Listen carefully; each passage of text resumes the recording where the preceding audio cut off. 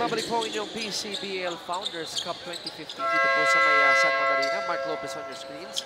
Matapos po ng ating successful opening day sa Pasig, dumayo naman tayo dito sa dakilang lungsod ng San Juan. Chicky Reyes kasama si Carlo Pamintuan at para makompleto ang aming trio, the only rose amongst the thorns, Mitch Del Carmen na nasa court side. Ito, 22-15 partner, natapos ang first quarter, pabor ng Qaida. Anong napansin mo doon? Ang kwento ng ating first quarter, rhythm. Okay. Yung Qaida meron na because they already played one game together. Itong Jumbo, hinahanap pa yung kanilang kondisyon. Luckily for them, Mark Lopez played very well off the bench, making 2 3-point shots. That's why they sliced their deficit down to 7 points. And now, itong si Taganas will have a chance to cut it down further with 2 free throws. Ganda nung point na minention mo, no? Bagong laro, umpisa pa lang, nagkakapaan. At ang maganda doon, nung bumutok nga itong si Mark Lopez nung towards the latter part of the first quarter, at least, hindi naiwanan, ano? Hindi malaki ang hahabulin. Exactly. Now, you let your talent come out. Ngayon na alam mo na yung kondisyon ng laro, alam mo na yung kalaban mo, that's when yung mga names nitong Jumbo start to come out. Tingnan natin kung mag-mesh nga agad itong Jumbo Plastic Linoleum Giants. They're only down by 5. Bola ng Qaida, shot na mabasa 5. Almario, pick and roll, masikip, inagaw ni Taganas. Viernes, foot race against Almario, di reverse. It's good for Jeff Viernes. Gorgeous shot right there for Viernes, reminding me of L.A. Tenorio, yung mga makabali likod na reverse layup. Mga pambansang reverse, ano, na tinatawag ni L.A. Meantime, si Viernes ang matatawagan ng foul. Naiwanan ni Almario and inyong hirap, ano, pag naiwanan ka, you're so tempted to swipe that ball from behind him.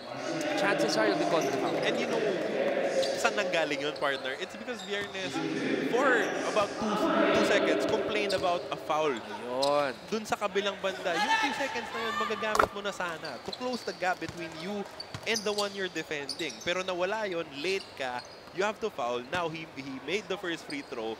Parang binawi na niya yung layup na nakuha mo. Oh, a good point there.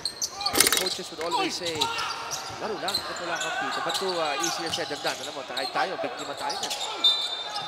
23-19, Almario nag-split at napangiti ka dyan, partner. Nawala yung possession, dumulas yung bola dito kay Maikes, and insult to injury, siya pa yung natawagan ng foul as Taganas got the rebound. So the big boys, sila ang bida ng exchange na yan. Maikes will take a breather. Si Parala ipinasok para dito sa Qaida, Tile Masters.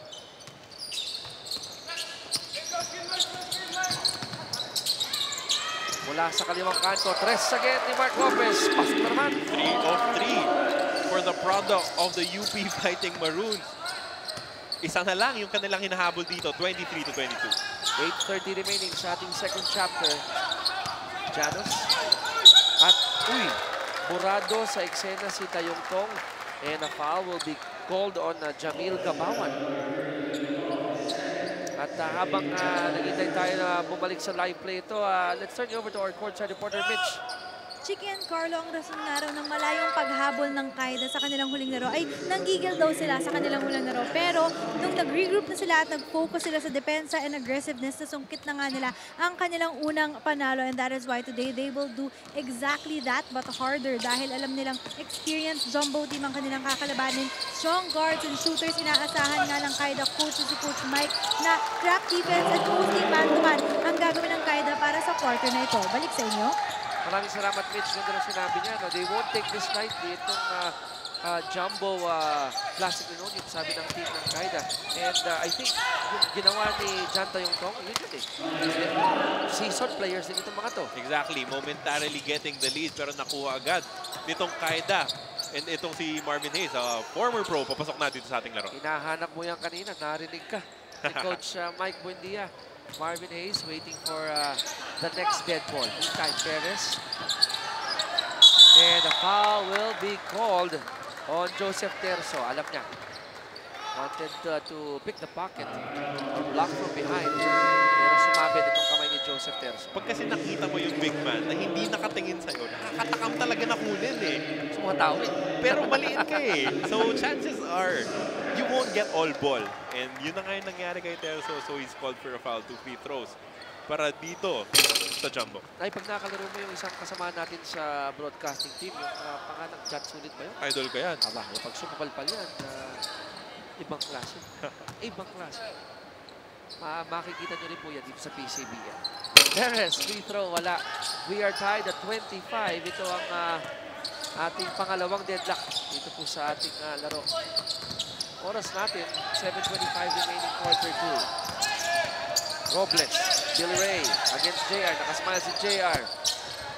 Parang Saywar ang binigay ni Taganas doon. Meantime, Lopez looking for an open teammate. Decides to take matters into his own hands. Nasupalpal. Terzo on the run. Lozada. Uy, pasok ba? At mayroon pa siyang bonus free throw. Kumagat yung pektos ng tira ni Janus Lozada. Inangat niya yun after feeling the contact. Because that's what you do. If you're a player, if you feel the contact, you hear the whistle, iangat mo na. You never know what you're gonna get. Sakto ang pasa. Itong si Joseph Terzo, nakatilikod si James Martinez, and by the time tumingin si Martinez, tama na. Contact na. Ang kinabot kay Janus Lozada. 27-25. Lamang po ang Kaida Tile Masters. Maaaring maging 28 kung may pasok ni Janus ang bonus free throw. Hindi nga nangyari. So tatlong abante ng Tile Masters. Meantime, Arellano. Alabanza, pinasok na rin dito. Padilla, inside. Extra pass, Perez. Wala, back rin yan. Napunta ang bola kay Marvin Hayes. And the defense here of the red shirts partner very tight inside the shaded area. Exactly, Marvin Hayes grabbing his first rebound. Nakapito yan. Kung kanilang unang panalo against Photon. Terzo. They go to Billy Ray at the corner. Long two. Pasok for Robles. There goes in. That was a good shot kasi dun talaga pupunta yung action nila. They made an effort for him to be free in the baseline. 5 straight points mula sa Kaida Tiles. Lamang sila, 30-25. Alabanza, pasabit, pasok, and he caught a big fish from Marvin Hayes. Good play. Yung kanina, itong si Marcy Arellano was trying to finish everything. Sinusubukan niyang itira lahat. Now, he made the Alvin Padilla, he attacked, but then when he saw a cutting big, binigay niya ang resulta and one opportunity. At yung end one na yan, John Ray Alabanza, 6'5", galing UE. Na-draft po yan ng Barako Bull. 4th round, 5th in that round. Kaya nga naman nagpapakitang gilas dito. Of course, wanting to have that opportunity to have a call-up again. You didn't get a shot in your first time. Hindi naman ibig sabihin nun tapos na, di ba? If you make a name for yourself here in the PCBL, pwede naman talagang mabalik yung career mo sa PBA. At yun talaga ang purpose ng liga ginawa ni Boss Buddy at Fernando. Terzo for 3, wala. Nakita ng bola at possession mapupunta sa Jumbo Plastic Linoleum Giants. May timeout po tayo, 30-28, Kaida up by 2. We'll be right back.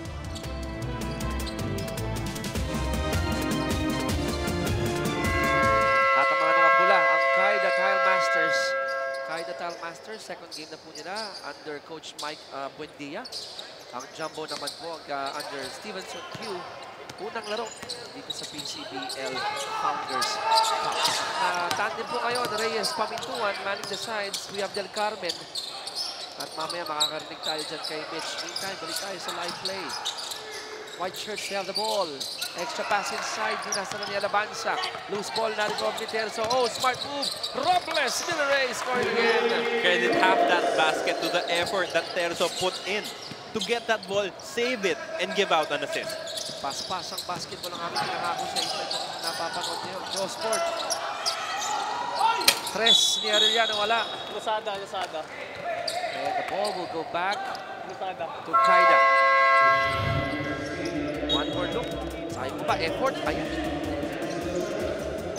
Yung saving the ball and yung giving out assist, one motion, one fluid motion for Terzo. At hindi sinayang ni Billy Ray Robles ang effort ni Joseph Terzo.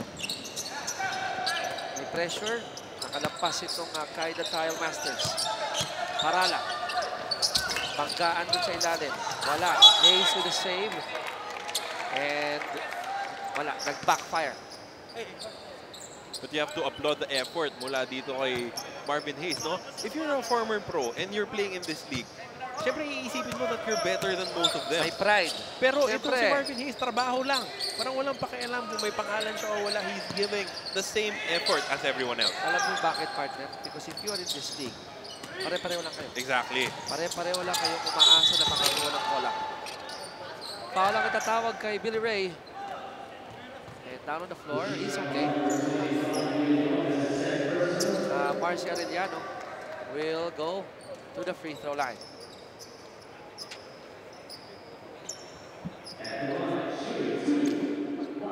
So Marcy Arellano will be shooting 2 free throws.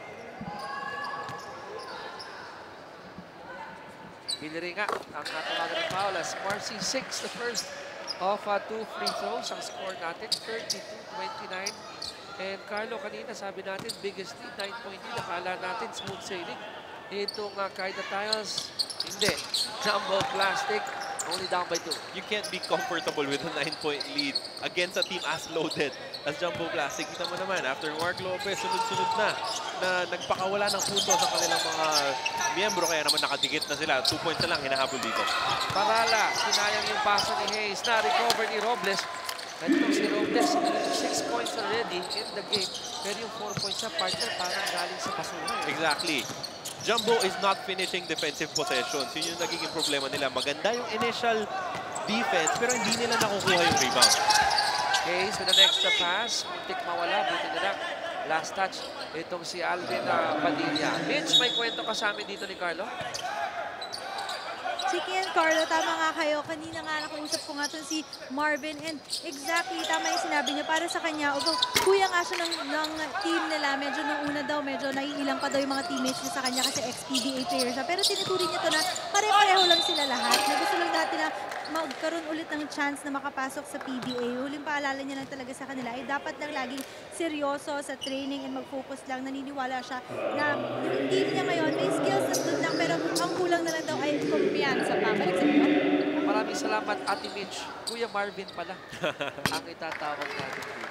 But kidding aside, if you have a veteran and an ex-pro in Marvin Hayes, kung ikaw yung mga bago, i-absorb mo lahat ng matutunan. Exactly. Nakakagana yung laro ng ganyan because you know you have someone that has played under the bright lights of the PBA and push comes to shove, you know that he has your back. Ako mag-share ng partner. Ako yung nagkaroon ng pagkakataon sa kalaro itong si Wilson Racena. Okay. Si Rara Racena. Malit na liga lang. Malit na liga lang yun. Pero pagkakapin mo isang galing PBA, kahit pa paano magkakapiyansa. Makahawa ka kahit pa paano. Parang gumagaling ka rin eh. Yes. At itong si Terzo magaling. Pumukol na naman for Kaida Tiles. Kaya ang kalamangan nila, umangat muli sa 5, 36-31, 3:20 remaining in quarter 2. Padilla magdidirect ng traffic dito. Kahanap ng opening. Alabanza, defended well by Parala. Nasupalpal pa yan. Loose ball. Last touch si Terzo. Sayang yung play na yun because that should have been a stop, a defensive rebound for them. Pero dalawa yung nagagawan mula dito sa Kaida. So ball remains with Jumbo Plastic. May timeout po tayo. Hiningi ng Jumbo Plastic Linoleum. They're down by 5. Kami magbabalik. Sa kabila naman, Marcy Arellano and the rest of the Jumbo Plastic Linoleum Giants on their debut game sa PCBL Founders Cup. Sige na yung here with Carlo Pagsuan. Reverse ni Arellano, wala. At ang bola, nasa white shirts pa rin. Shortstop ni Arellano, wala pa rin. Robles gets the rebound. Terzo losing control, recovers it. Kailangan maitawid. At nagawa yan ni Marvin Hayes. Terzo setting the play. They're looking for John Hamm. Terzo pa rin. Against the Giant in Alabanza, wala. Great defense comes from the white shirts. Probably not a smart idea for Terzo to try and put a shot up. Napakalaki itong sentro ng Jumbo. Alabanza. Takit niya. John Ray Alabanza, 6'5". And he's very mobile. He's very agile for a big man. Kaya hindi mo siya maiiwan sa drive. Kasi aabangan ka lang niya sa taas to block your shot. Wala rin kumayang hofer yung mga ganun. Hayes. No look pass underneath to Robles. Blocked by Padilla. Stolen by Robles. 3-on-2. Hayes. Nagpasabit. Walang pito. Gets his own miss. Robles. Short stab. Again. Getting into the short corner. And veteran smart mula kay Marvin Hayes. Hindi umepekto yung unang atake niya sa basket. Got his own rebound and dished out an assist. 8 points for the Ilonggo, coming from Northern Iloilo Polytechnic State College. Talking about Villaray Robles. 38-31 na magdito ng pito. Ang Kaida Tiles, ang 40 remaining quarter 2. Another miss by Jumbo. Nakataon ng Kaida para again. Robles from the opposite side. Wala. 3-on-2 break. Padilla, extra pass to Arellano, and that's an offensive foul on Alvin. That's what you get when you wait too late before you dish out the pass. He faked one way when he should have thrown there. Kaya naman nakapwesto yung kanyang depensa. Offensive foul on Rosak.